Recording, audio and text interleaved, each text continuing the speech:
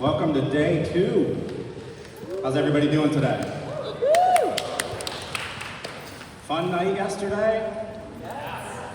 Great. We had an awesome time.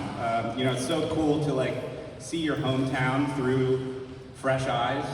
People who have never been to Baltimore before, to see your office, be able to share that with you guys. I hope you enjoyed it. We had a blast. Even being able to share some of our favorite brands that we've worked with, like Heavy Seas Beer, True Chesapeake Oysters, Mission Barbecue. We're really proud of those local brands. They're part of Planet's story, and so I hope you guys enjoyed that. We've talked about allyship a couple times because it's Eamon's brand. And if you ever wonder how does allyship show up, I was getting back on the boat after being at Planet, and Blake says, "Hey, you got something on your nose." And I brush it off, and it's part of the oyster shell. So Blake, thanks for being an ally. That's what allyship looks like. That's what it's all about. Yesterday we had some great content from Bill and Colleen at PI, to Scott from Phillips, Jeff from Kimberly-Clark, Elijah, Signal Theory. Thank you guys for sharing your thought leadership, bringing your A game for us. I think today's going to be every bit as engaging and fun. We've got some cool stuff in store. So with that, I want to introduce our first keynote speaker here today. And we were delighted to be introduced to Beverly Flores through Ali Mahaffey at Signal Theory. So Ali, thank you for your allyship.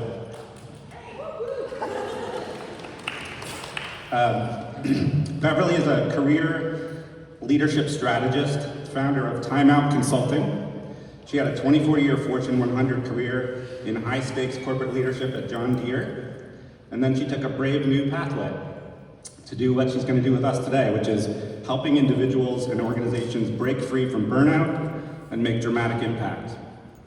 Beverly empowers others to lead boldly, unlock peak performance, and design fulfilling, purpose-driven lives.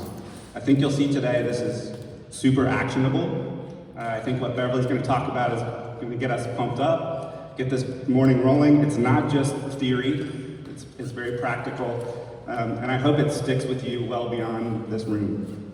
She doesn't just coach careers, she helps align purpose, passion, and values so leaders can thrive inside and outside of work. Her story is about courage, transformation, and the power of a strategic timeout. So, as I know Beverly likes to say, onwards and upwards. Let's get on with it. Please give it up for Beverly Flores.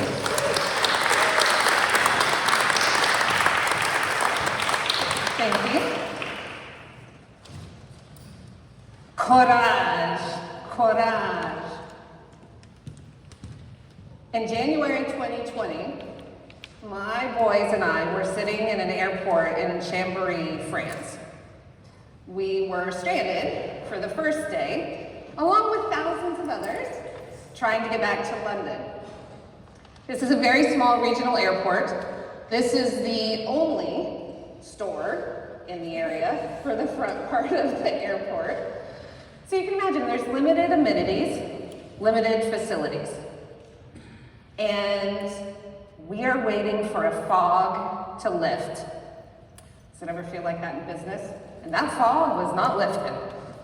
We are all set here. So now, we're actually sitting here on the floor because strategically, having traveled a lot, I was like, okay, first of all, we're finding a spot. We're not moving from that spot.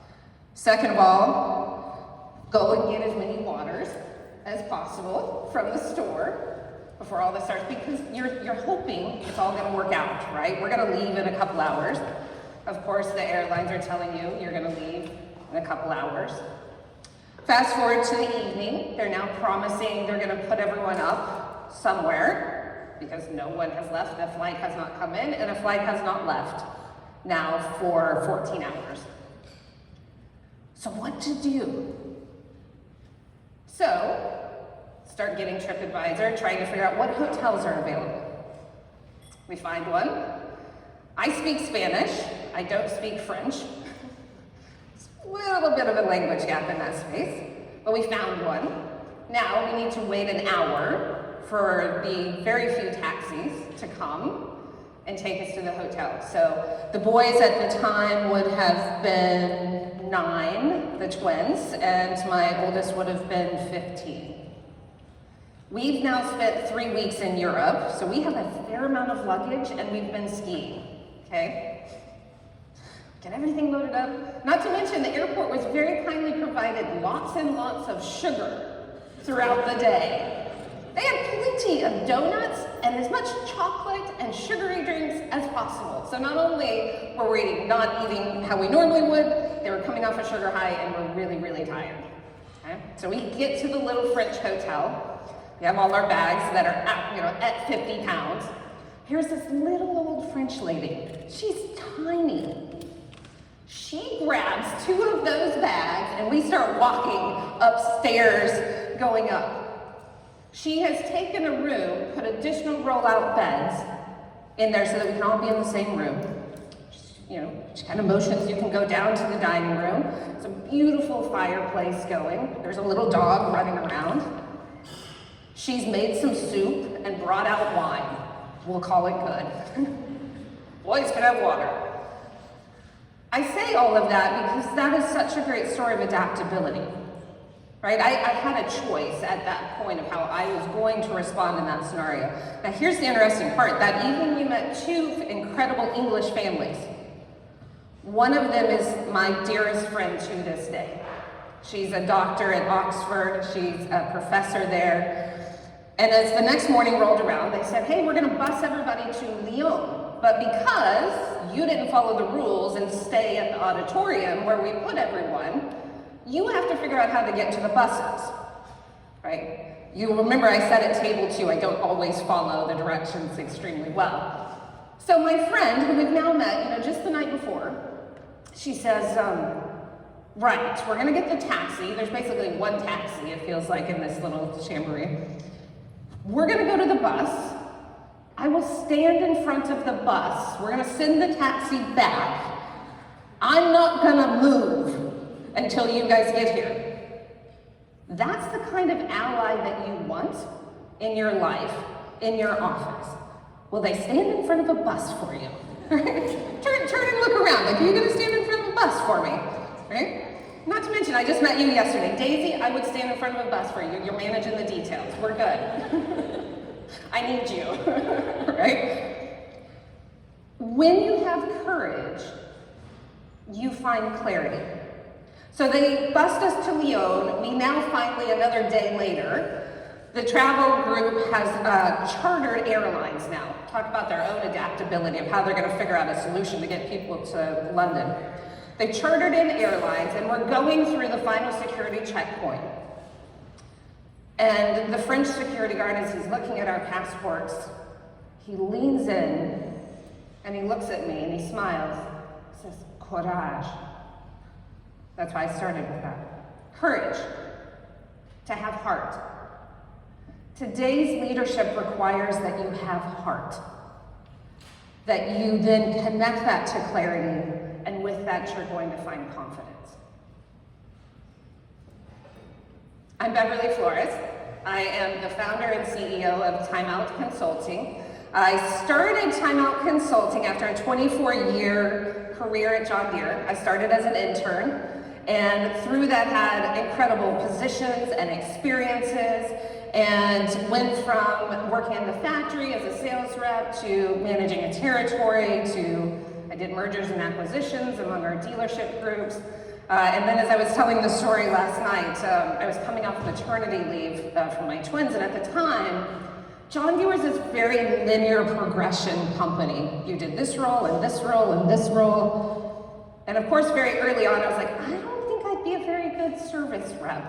Like, I'm not usually allowed to touch the tools growing up. I don't think you want me helping the customer and the dealer figure out the problem. Is there another role, like options? So that's how I got to go to the factory the first time and be a sales rep there. That led to going into the territory. And then coming off maternity leave, I was looking at different roles, knowing I needed another position, another salary grade. And I saw what I thought was public relations. That's how I read it, at least. And it said like knows how to advocate, has a strong relationship with dealers and agriculture, can communicate. It's like, yeah, I can do all those, that sounds pretty good. So my mentor calls me about a week after I come off maternity leave, and he says, I don't think you've mentioned this. You're interested in lobbying? I was like, what do you mean? He says, well, you selected this role and they did an internal search because they have an open position for a lobbyist. Your name came up. I was like, well, yeah, I selected one that said these 3 things. Yeah, that was for a lobbyist. I was like, okay. So they call me in, I do an interview. I say, so have you been to DC? Nope. Do you know anything about government? I was like, well, my brother is he's a legislative director in DC. So maybe I vote. Right? Do you think you could learn it? Yeah, I don't know why not. Loaded up the 3 kids, we moved from Dallas to Kansas City, and I started to learn about lobbying. I called my brother and I said, so what makes a good lobbyist? He said, 1, always tell the truth. You can't leave out part of the story. If I ever find out a lobbyist has come into our office and didn't tell the whole story, I'll make sure they don't ever come back in the office again. Fair enough, right? Tell the whole story. Sometimes that takes courage to do that. Second, he said, sometimes you're gonna have to learn to separate your personal beliefs from what you're asked to lobby on. This is no different in the workplace. As leaders, sometimes there are things that you are asked to put out to your teams, even to your clients. You may not personally believe in it, but in that moment, you are asked to believe in it as a leader and as an employee of the organization. If you have questions, ask the questions in the appropriate places. But sometimes you are going to have to advocate for something you may not personally align with. Okay? So after I did my lobbying, I did that at the state and the federal, and I loved it. It was so strategic. I'm very tactical, like very competitive, like let's go sell stuff. And now I'm in a like, there's no measurable outcome of lobbying, okay? You might start with, hey, we're gonna introduce this bill this year, and by the end of it, you're like, please kill that. Because it can go all the way through these different things. It can take, I was on the 2011 Farm Bill team for John Deere and co-chaired it. By the way, that became the 2014 Farm Bill. You don't really measure success over a 3-year period in that way. But I learned so much about connecting with people. We all have something that we want to accomplish. And from there, John Deere made the decision that they wanted to transition from being known as a manufacturing company to a technology company. So this is 2014, and I was sitting in the basement of the Iowa Capitol with one of our senior leaders, basically saying, hey, our words that we're saying about data and protection, they're not working. Because our message was, trust us, we're John Deere. Right? Could you imagine that in today's environment? That a big tech company says, trust us. We got this, right? Our customers, the trade associations, were not overly impressed with this language. And I was saying I needed help. That takes courage. Don't be afraid to ask for help. So I'm saying, hey, we need some help on this from corporate, because it's always easy to point to corporate when you're in corporate. Help from corporate. So well, we're gonna create a new position. Excellent, let me know, I will help them get up to speed. Oh, by the way, you're gonna do that new position. Okay, what's the new position? Hey, great news, it's in PR. Let's do PR. You're gonna build a team, you're gonna bring in an agency, you need to start with an RFP. I actually didn't know what RFP stood for. I had to call a friend that's in the coaching world. What does RFP stand for? And I have zero idea how to write one. And AI did not exist at that point in time to help me, right? So figured out, we brought in an incredible agency. And so the reason I share all of this is that's a picture of a starting line. So many times we get focused on the finish line. How you start is even more critical than how you finish, right? I know, for example, signal theory does in terms of with Amanda and being able to work on the thinking that you look at it and as you look at, if you only are focused on the end result, you're gonna limit yourself. Right? So when you're lining up here at the start, the goal is to run the race, but more importantly, it's to get to mile 1, and then mile 2, and then mile 3, and then the finish line if we're doing a 5K. So as we connect all of that together, not only have I obviously had the corporate career, I'm a parent to 3 amazing young men. My oldest is a senior at K-State, and then I have the twins that are sophomores in high school, and talk about a daily exercise and adaptability and courage, right? I called them last night like, hey, how was the day? They had some leftover pizza from a weekend. I said, did you have salad, vegetables with that? And they're like, yeah, something like that. Just gonna leave it there, right? I say all of that because it's very easy, and I was guilty of this in my corporate career, that I showed up with my professional side only at work. I didn't put pictures of boys in my office. I didn't want those two to get mixed together too much. But what I learned through my leadership journey is you're one person. Your team, as you go into leadership, they need to see you're a person. Find that right balance. You may not want to put pictures of your pets or your kids or your significant others. That's okay. But don't let that isolate you from connecting with your people. Because here's the thing. Anybody feel this way? The world's looking at you and they're just expecting one thing from you. It's everything. Right?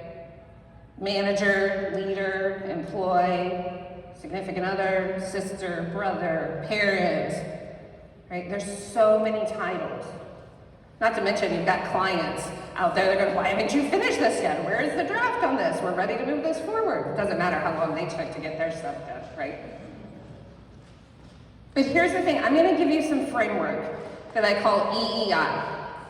Energy, enthusiasm, and intensity. For any of you that sat at my tables or have sat by me for some of the foods, you know, like, I firmly believe that. I'm gonna show up that way because it's in my power to control that, no matter what the circumstance.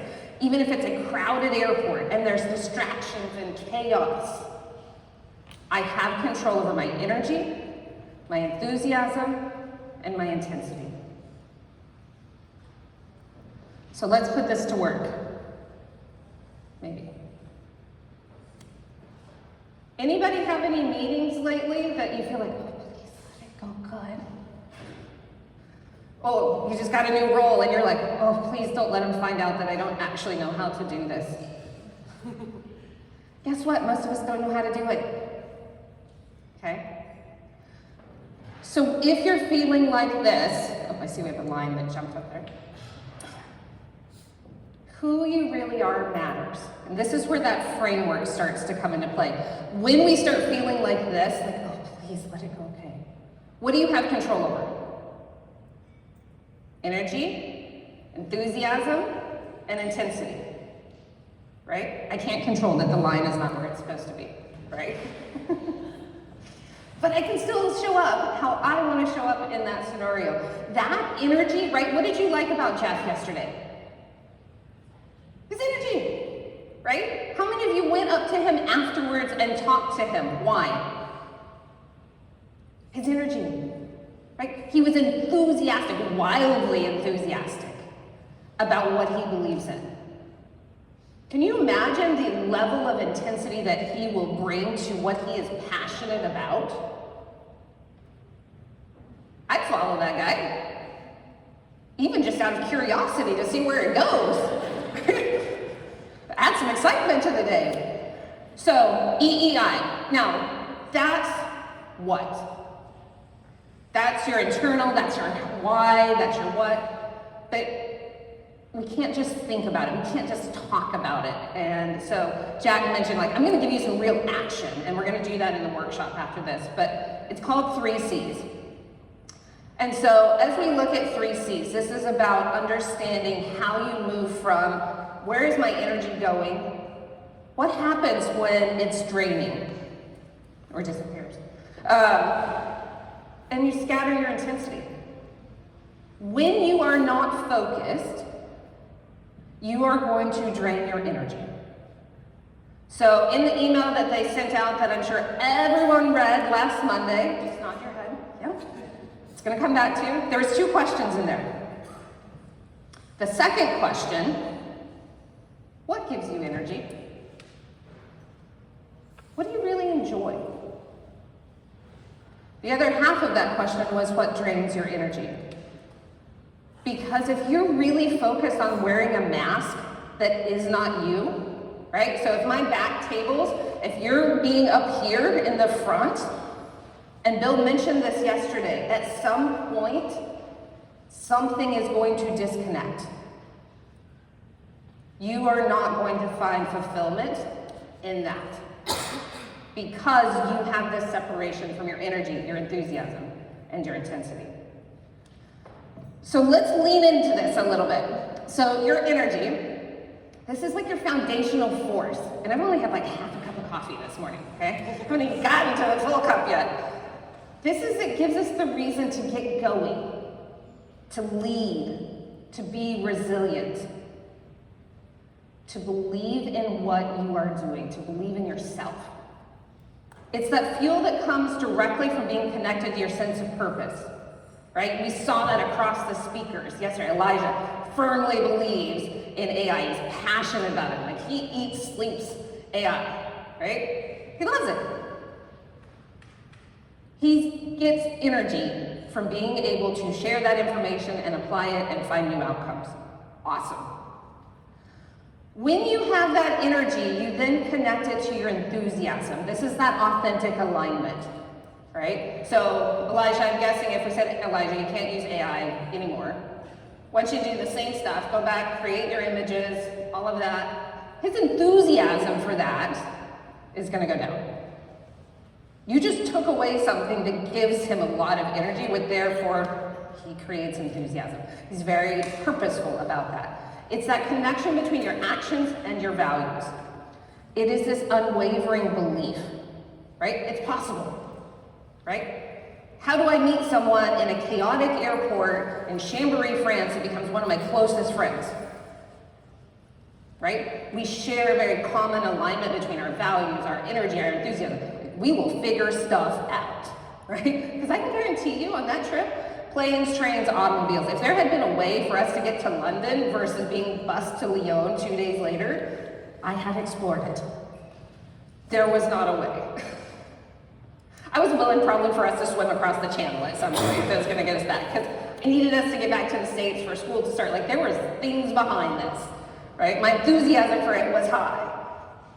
So when you have that energy and enthusiasm, you now get to intensity. Now here's the funny part about intensity. It can get a bad name. You go, oh, they're really intense. Intensity, when with purpose and focus, is one of the most powerful motivators that you can have. It's a disciplined focus. It is the channeling of your energy and enthusiasm into outcomes. This is where you find the strength for resilience. This is where you can generate courage, because that's what creates the impact, right? So if you have a client, for example, and you love them, you have this great energy and passion for them, and you haven't quite found the right message for them yet, what drives you to keep going? Besides that it's your job, right? Now, on the other side of that, if you have a client account that you're not resonating with as strongly, do you have that same level of energy and enthusiasm for them as the one that you just really love them? So my challenge to you is understand what causes the difference. Because if you can, then you're going to take ownership of that energy, enthusiasm, and intensity. Okay? So that question that I asked you about, what gives you energy? So this is the audience participation point. What's one of those things? Where do you get energy? What do you get excited about? Yes? Connecting with people, right? Now, here's the great part. What gives her energy may drain you. That's okay, right? I love her. So I came in, my flight was a little bit delayed, so I was about an hour and a half late for the reception. And got to know her through every meal we've been at. In fact, I was joking with her this morning. There's always been a seat to her left.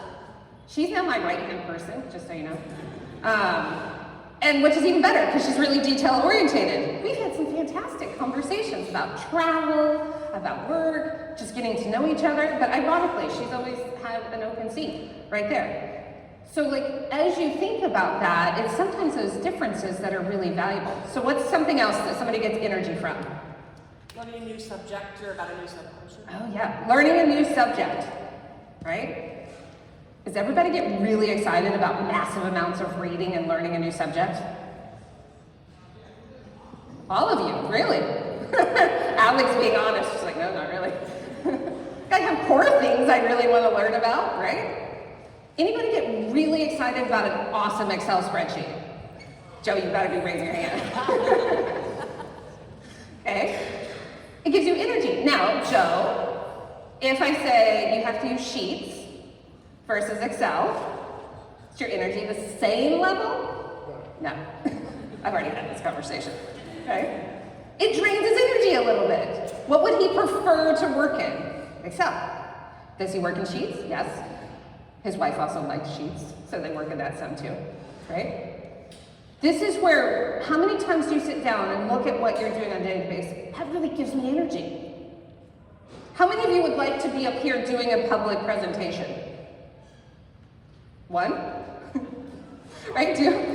So in my career, that was actually a reward and recognition to me. Like if I get asked to speak publicly, I would much rather have that than an award. Because it meant I got to engage with people, I got to share conversations, like I love this. Some people find it very draining. This is not where they want to be, right? So if I am saying, hey, fantastic idea, I want you to present this in front of 100 people now. And you might be like, that's about the worst torture I could imagine, and I thought you said I did a good job, right? Now, if I know that, I can say, okay, I know being up front is not kind of your thing. Do you have somebody on your team that would really love talking about this?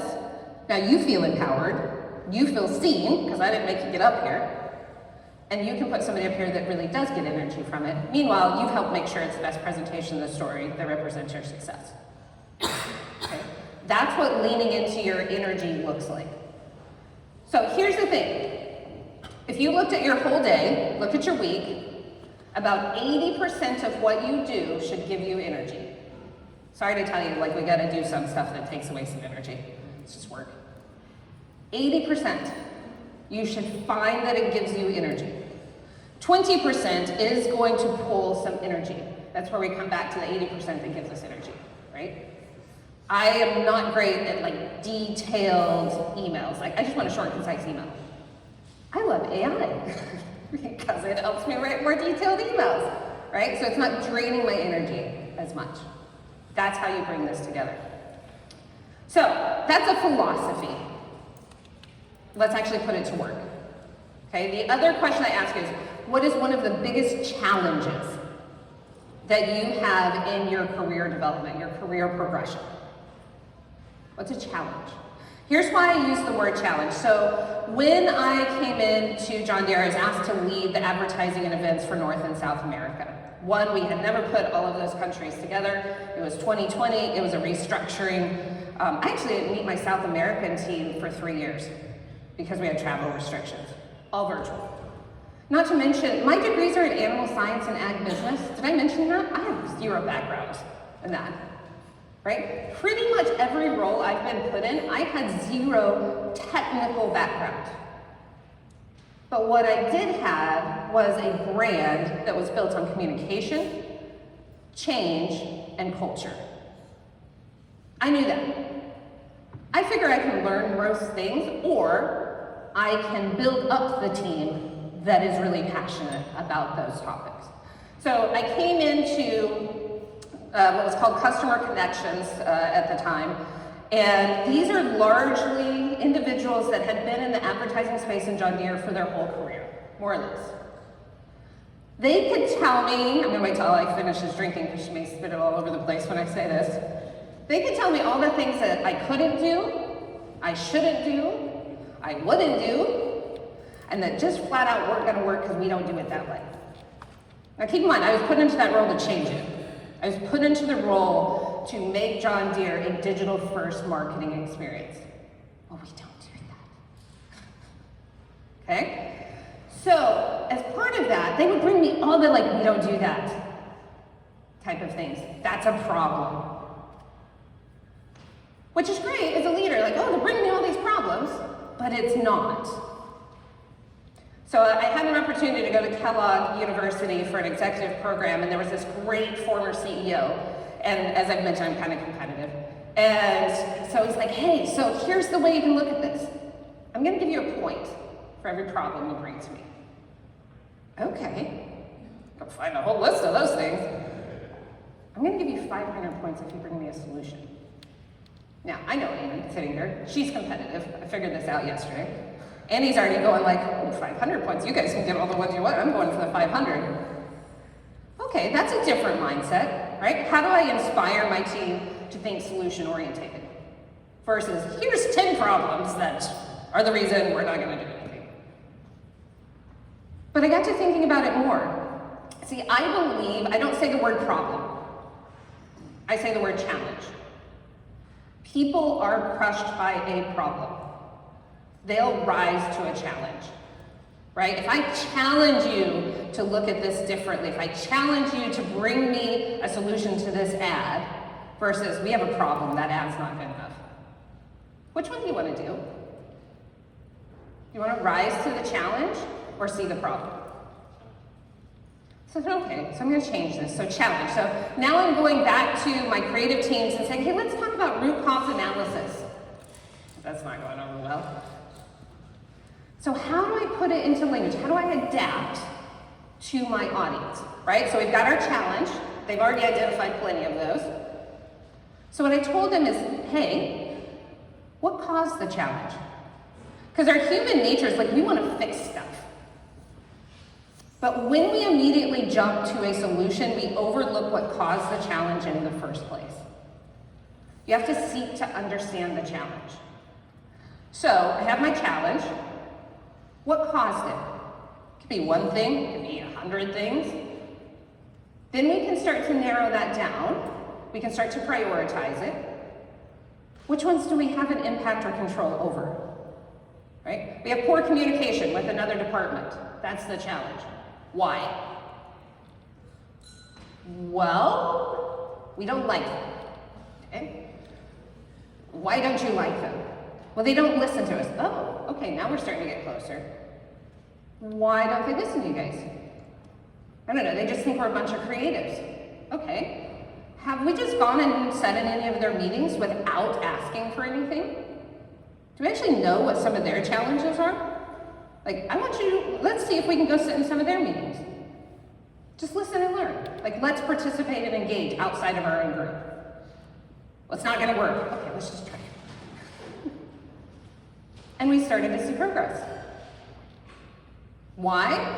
Because we showed up there with them, right? So we have our challenge, our cause, and we have our change.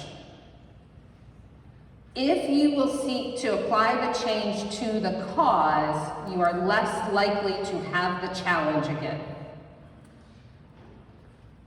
Anybody think of a challenge currently in your role or your organization? What comes to mind? How much time do you spend trying to fix it, the challenge? She's already laughing. How many emails did you get yesterday? Right? What caused the challenge in the first place? Media and creatives talking different languages. Okay. Excellent. Okay. So that's your challenge. What's the cause? The cause is that the media team likes everything to be in Excel, and the creative team might not want everything in a Word document because they don't like Excel. Okay. Right? So we have some differing perspectives, right? The cause, we're speaking two different languages. I met a fantastic guy back here. He's actually a translator between the teams. Okay. They found a way, they found someone in their agency that says, right, media speaks this language, creatives speak this language. I'm going to be the go-between. Are there any tools that could help us translate from an Excel spreadsheet to a Word document?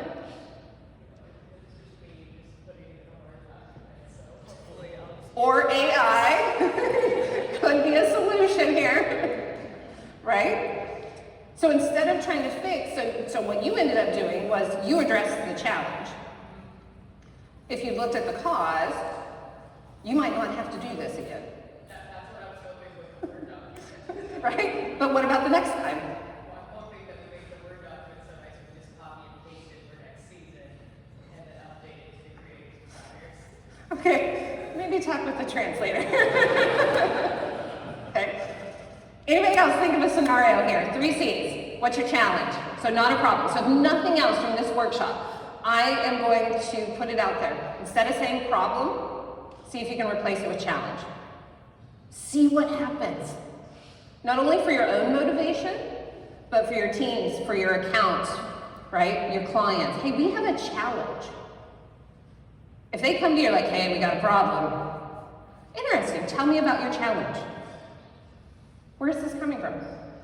Well, actually, we've got a senior exec that said he didn't see our TV ad on there, but he saw the competitors 10 times. Okay, so we'd like to see themselves, right? It's a challenge, right? The cause of it is, he's not our target audience.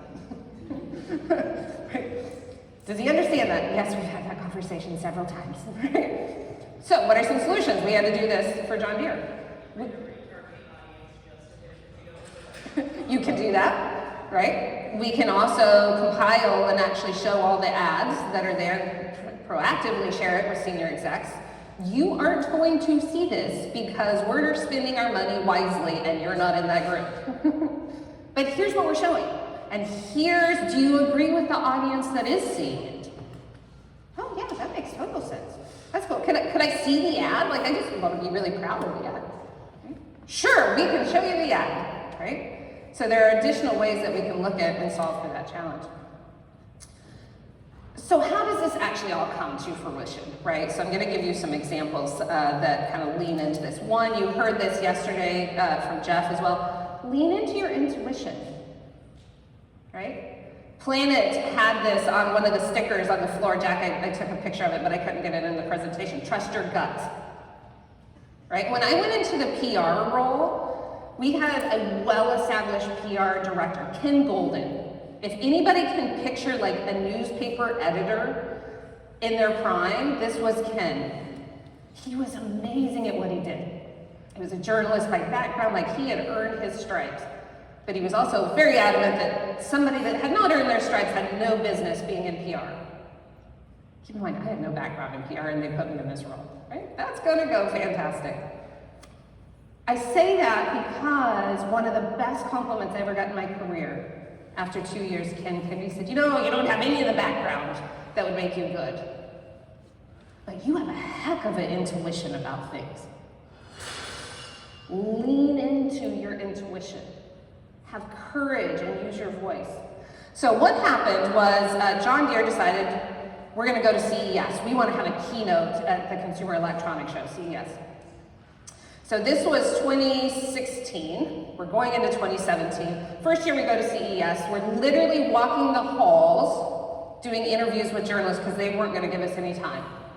Why would John Deere be at CES? You guys just do like tractors and farming and like pigs, everything was a tractor, right? They gave us the conversation. Second year, we have an interview booth. Now, the funny part is it was actually in the adult entertainment section. So we kind of had to cautiously tell the leaders, like, go to the left, don't go to the right. Why don't I go to the right? Right? But we had an interview booth. We did 11 interviews. We were so excited. We go to Mobile World Congress. We're on a panel.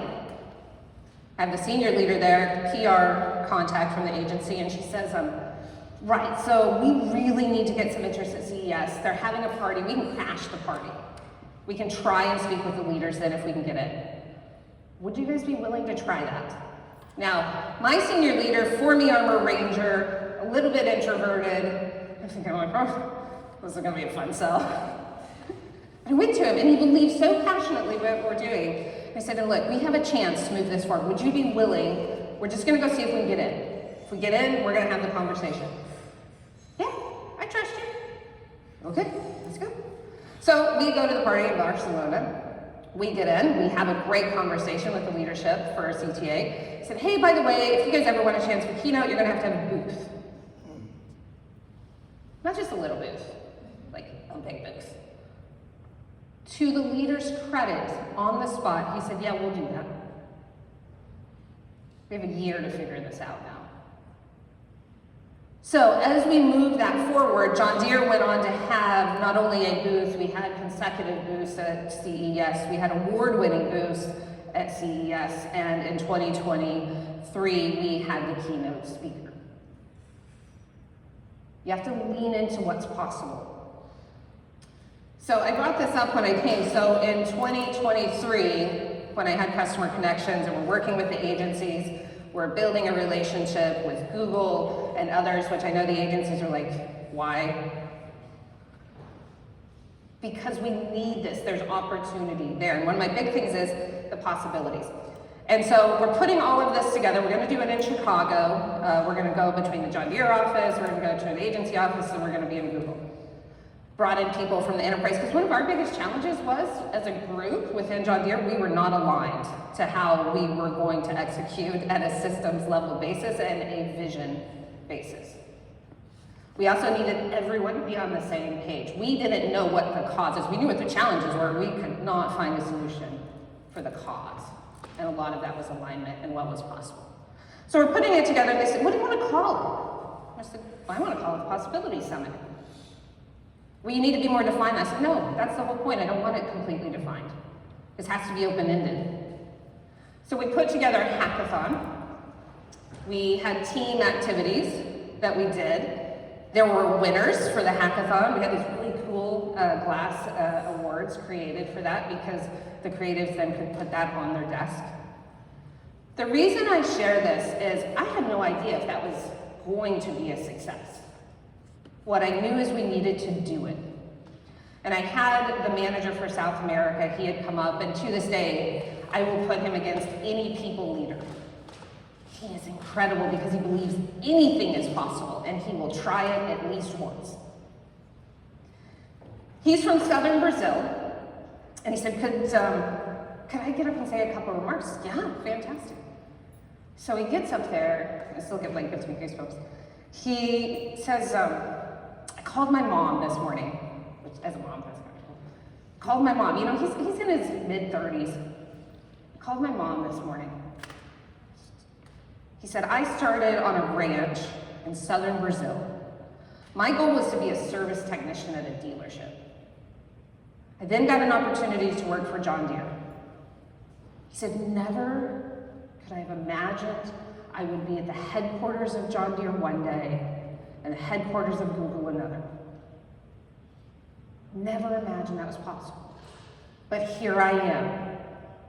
Because this will go down behind the birth of my kids as one of the best days of my life. That's our job as leaders, to create those moments for others. Best day of my life, right?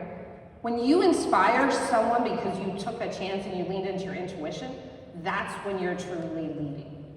When you're making a difference, not only for others, but also for the difference you can make with the work that you do. So July 2024, I've had a 24-year career with John Deere. It was a bit of an awkward transition between customer connections. They decided to eliminate that role, and so I got put into order and sales forecasting for North America. My exact words to them when that happened was, you do realize I work more in words than numbers, so I can relate to this. Numbers really aren't my thing. Well, you haven't had that experience and we want you to do ops. Okay?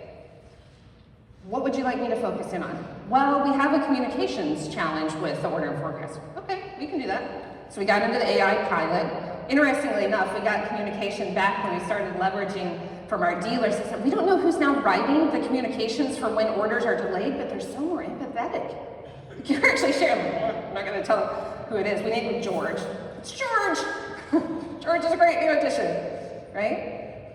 So I brought, again, communication, change, culture.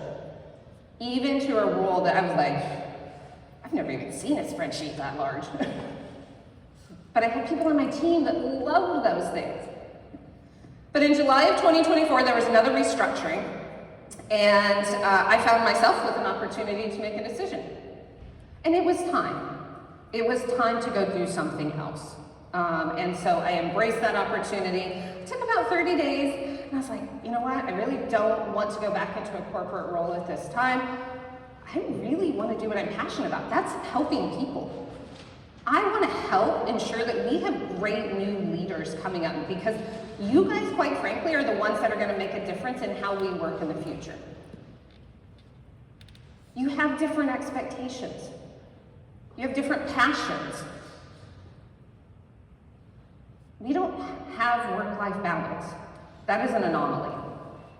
Right? I talk a lot about alignment and integration between them, because that's where the focus really is as we move forward. So I decided, hey, I'm going to start my own consulting business. I'm going to focus on leadership development and strategy, change, culture, communication, because courage is one of my core values. I leaned in that, the courage to change. It takes courage every day to, one, be a leader, two, to inspire others to change, but also to inspire yourself. It takes strength to lead. That's a lot of the things we don't talk about. It's what does it take? You know, we look at numbers and say, oh, you're a great leader because you had 10% increase in market share and you saved X amount of money. I will take a people leader over a business leader any day. Because when things get really hard, that people leader is going to inspire their team towards resilience, courage, fortitude, all these things, and guess what? Then their teams are going to go home, even knowing that it's really difficult, they're still going to believe in what they're doing. You have the power to do that when you lean into that courage to change and you embrace the opportunity. So where did Time Out Consulting come from? So this came from, as I was trying to figure out different names, initially I was going to be 3 C's. Somebody in California already had that idea. And so now I was like, oh gosh, what do we do? So I went to friends and family, we started talking, and they're like, you always talk about courage. And my son, my oldest son, said like a flower name that I couldn't pronounce. And I was like, nobody's gonna be able to pronounce that. That's not gonna be good branding. And I was like, oh, plants that mean courage and change. Okay, let's do that. And thyme came up, the herb. So thyme has been given through history to soldiers to signify courage and strength. It's a very tangible aspect. Now, I also love sports. So what happens in sports when you take a timeout? Why do you take a timeout? Reset, right? You want to win, right? So we take a timeout. Okay, we're going to wrap this up here. We're going to go into the workshop. For those of you that are more detailed orientated and you want a couple extra minutes to look at the quiz, this is adaptability. There's a 5-question quiz that we're going to do in the workshop. If you want to see it ahead of time, go ahead and snap the QR code. That'll take you to the website. And we're going to go through those personas in the workshop. If you're like me and you're like, yeah, okay, I'll do it when we get there. You're good. Okay, anybody that needed the picture, we're all good? Oh, we still got a couple. My front row group's kind of like, yeah. Good? Okay. So why does all of this matter? The most adaptable leaders do not wear a mask of perfection. Be human. It is the first lesson I teach in my leadership development course. Be human. Trust me, I learned that the hard way when I started leading teams about 12 years ago. I thought I needed to be this perfect business individual. I had the most fun and my people had the most fun when I was human. So what does that look like to you? Right? It can be being vulnerable, ask more questions. You don't have to have all the answers. Please don't have all the answers. Your people don't want you to have all the answers. They'd much rather that you have a conversation, ask good questions, and then help them get to the answer. So with that, hopefully you've come away with two tangible aspects. First, EEI, energy, enthusiasm, and intensity. You have ownership over those three things. Every day. It doesn't matter if you're a morning person or not. It has nothing to do with that. What are you passionate about? Because your people will pick up on that. What are your people passionate about? What are they energetic about? What are they enthusiastic about? If you see someone that's just doing the day-to-day and on autopilot, ask why. Hey, where do you find this most draining for you working on this account? And they might say, gosh, you know what, it's the data piece of it. I don't love doing all this data piece of it. I love talking with the client. Okay, is there some transitions you might be able to do? Can you lean into their superpower? Because you're gonna get more from that with your client and within the agency and for them and for you if you make that possible. Okay. The other one, 3 C's. Challenge, what's the cause, and what's the change? So you're taking that EEI and you're making it real with action. Because at the end of the day, if I stand up here and I just talk to you about EEI, that's nice. And you're like, oh, that's really cool, right? She's really energetic. But what do you do with it? How do you have courageous impact? And I hope through that, it gives you a couple ideas. We're going to transition into a break, and then we have the workshop. Any questions? Oh, good. She's thinking of one. I will look Go for it. people will Uh-huh. too. Yeah. Do you feel like that almost forced you not to focus your authentic self originally at job here? And what gave you the courage to show up as a mom, as a female, and I'm assuming a very male-driven? Yeah. Awesome question. So I'll start that by, I went into early labor with my twins. Was in the hospital. They're trying to get the labor stopped, and I am still doing a finance call with John Financial because I was afraid to say to them. It was time before video calls. Don't worry. It's all good. I didn't want to let anybody down in my perception, right? I don't want to say like, oh, sorry, over here being female and having 2 children, right? So I did the meeting, and then afterwards I was like, hey, I'm probably not going to be available for a little bit here. But I'll let you know, I'll call you back. Yes. I don't think it was all the company though. A lot of it was what I built up in my mind because I was afraid of how it would be perceived. I didn't really give people the chance to be direct and open and authentic, right? I had to learn that skill. I probably had the biggest learning opportunity was from actually an underperforming individual. We were talking and I kind of gave her a choice between like, hey, you either got to like be on the good side or you like, because she loved to instigate stuff. And I knew she did.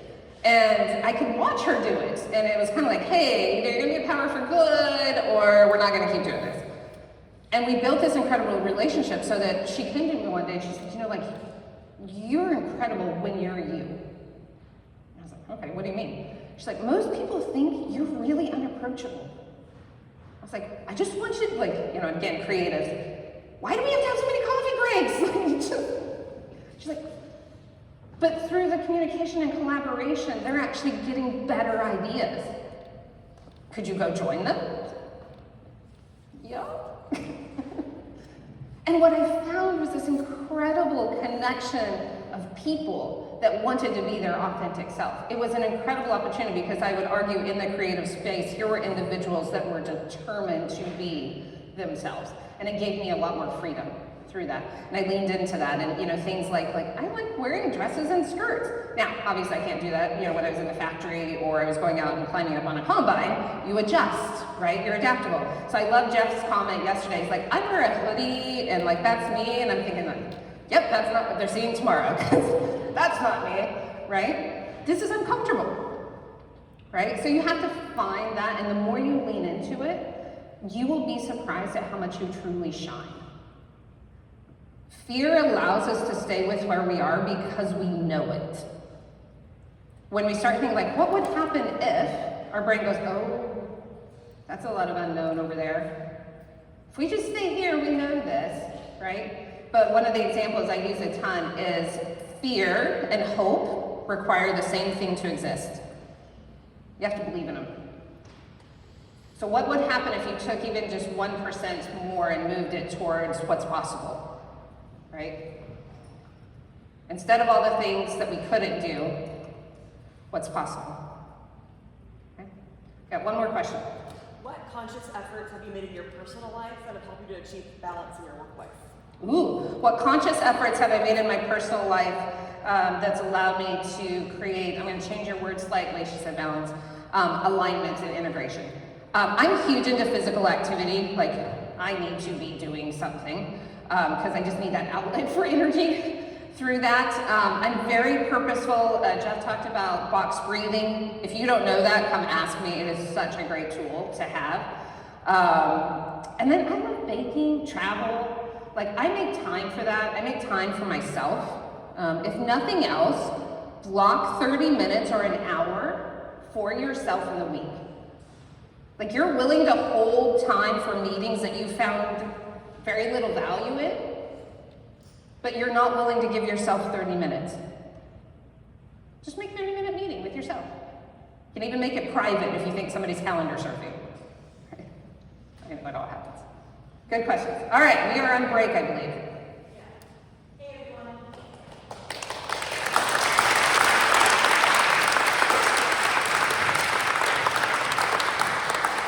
We're going to take a quick 10-minute break. And at that point, I'd like tables 1 through 5 to come back and stay here for the portion of the workshop breakout we're going to have. And 6 through 10, you're going to go to the Price meeting space, which is just off the foyer over here diagonally.